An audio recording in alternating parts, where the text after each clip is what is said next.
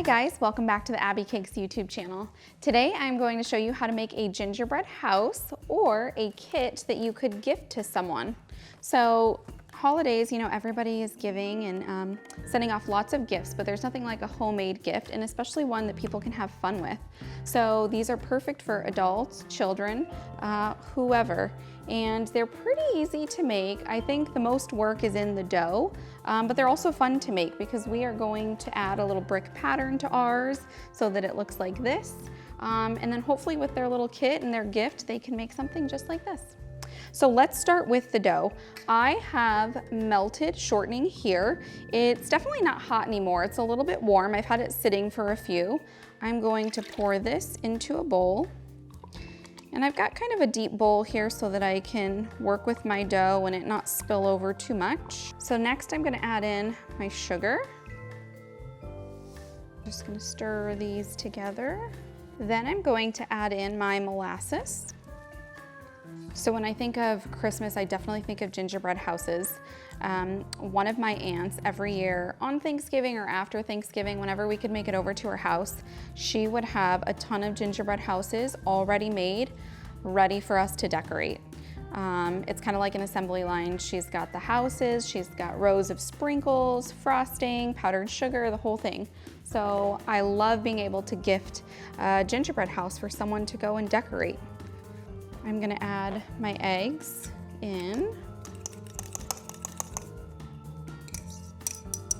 You could definitely do this in a stand mixer if you wanted, or just an electric mixer, but I don't mind doing it by hand to get a little workout here. Just combining these.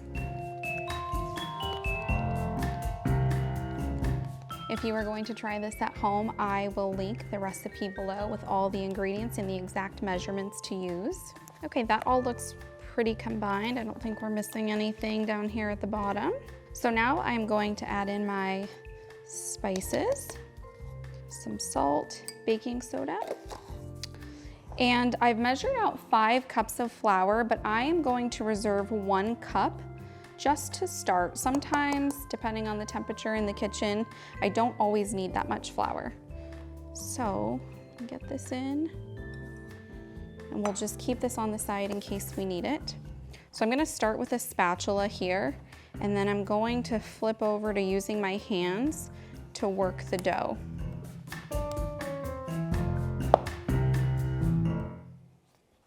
So now that it's getting a little harder to stir, I'm going to use my hands to incorporate everything. So I'm kind of just squishing it all together, and then we'll knead it a little bit.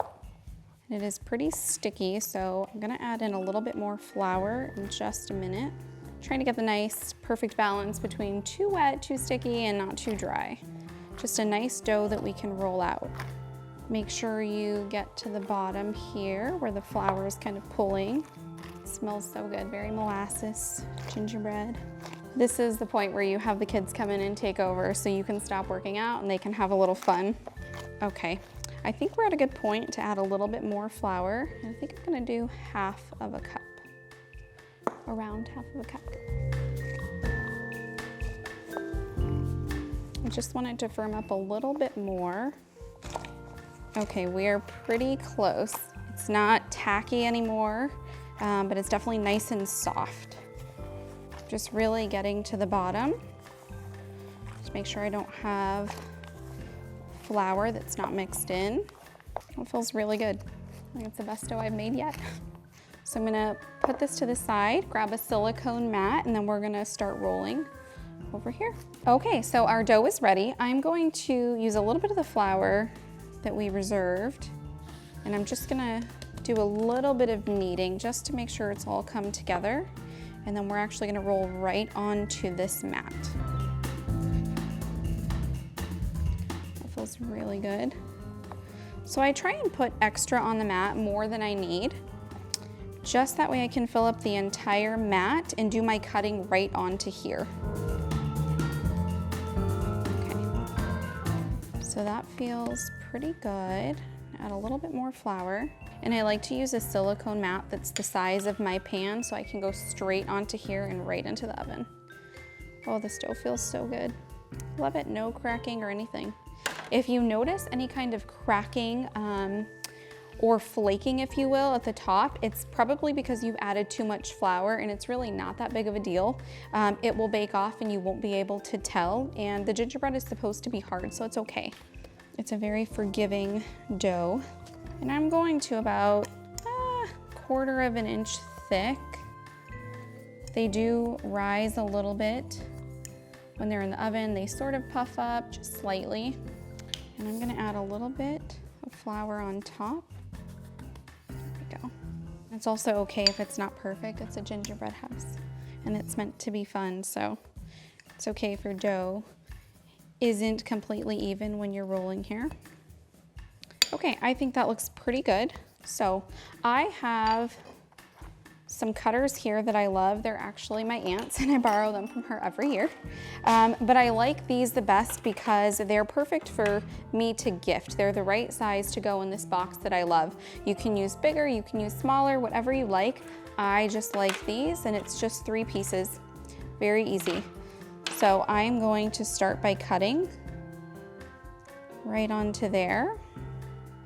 I wiggle just a little bit. I try to give myself some space so that I'm not right on top of the previous cut. That way when they bake, they don't hit each other. So go there. And we need 2 of each. These are the sides of the house. Now I'm going to just remove the excess. So easy, that way we don't have to lift this up or anything. The shape we've cut can just stay. So if you want to add the brick pattern to your gingerbread, that's totally up to you. If you are going to add the brick pattern, I suggest getting something that has the indentations like this. They definitely have to be really pronounced, because if they're not and you try to impression, it'll bake out and you won't be able to see it. So I personally like this pattern, so I'm gonna use it. So I'm just gonna start on one end. And this is my rooftop. Pressing in. I'm gonna pull up. And if it didn't go all the way, if the indentation's not very prominent, you can just go back again and press. The nice thing about the brick is you can kind of go over it, and if they overlap, it still looks good. That looks much better. And then get the end here. Now, once I do that, I will go back and cut out again the shape and just trim away the excess. So for the front of the house and the back of the house, I'm going to impression, and then I'm gonna make a little window. You don't have to do that, totally optional. I like the window, I think it's very easy to do. And we're gonna have stained glass that we use Jolly Ranchers to make. Okay, that looks good. So I'm just taking a big piping tip that I have. You can use any kind of circle cutter. And I'm gonna go right in the middle. Pull that up. Let's clean this up. So when these go into the oven to bake, usually it's about 12 minutes, 12 to 15. At about 6 minutes, I am going to put in crushed Jolly Ranchers right into the hole, just like that. I try not to go too much bigger than the hole. It's gonna melt, so it'll take up the space, but I don't want it to go all over the house. So if you look here, you can see this has stained glass, and that was done at 6 minutes. Right over there. So this one is green. It's a little hard to tell, but that one is green. You can use any color that you'd like. I love the way the red looks on the brown gingerbread. So I'm going to finish using my brick here, impression, and then stick them in the oven. All right, so we have our gingerbread house pieces. This is how it looks with the stained glass. Looks really, really nice. So we are ready to put our house together. I have a standard royal icing recipe, and it's very, very stiff, but we need it to be so that the house will glue together. So I am just going to start with the front of my house. I'm gonna add some royal icing along the side. Take my side piece And if your royal icing is pretty stiff, it will set. You'll be fine. It's not completely dry, but it'll set right there for you to keep working.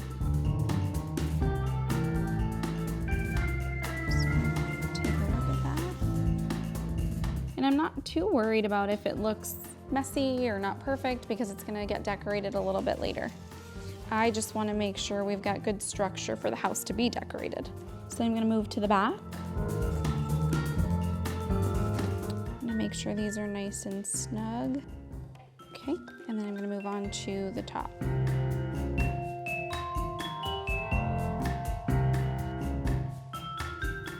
And on this one, I'm gonna do the middle as well as the sides. I remember when I became older, instead of just showing up to the party and getting to decorate the gingerbread houses, maybe it was when I got my own bakery, my aunt started letting me pipe on the houses at the party. So that looks pretty good. With really stiff royal icing, it's not gonna take too long to dry, but definitely just to be safe, I'd let it set for 24 hours, and then you'll end up with something like this. What we like to do when we're gifting, I grab a ton of sprinkles, whatever I have on hand, gummies, gumdrops, M&Ms, sour cherries, Hershey Kisses, and I put all the sprinkles together. And I also send a bag of royal icing so that it can be decorated. And then hopefully they have powdered sugar on hand to make the snow. But this is definitely the perfect gift. And really it was pretty easy to make. And I think it's lovely around the holidays. You can do this with family. If you have a couple of houses, you can gift a couple to a family and let them all do it together, or they can just chip in on one. If you have any questions, please let us know, and don't forget to like and subscribe.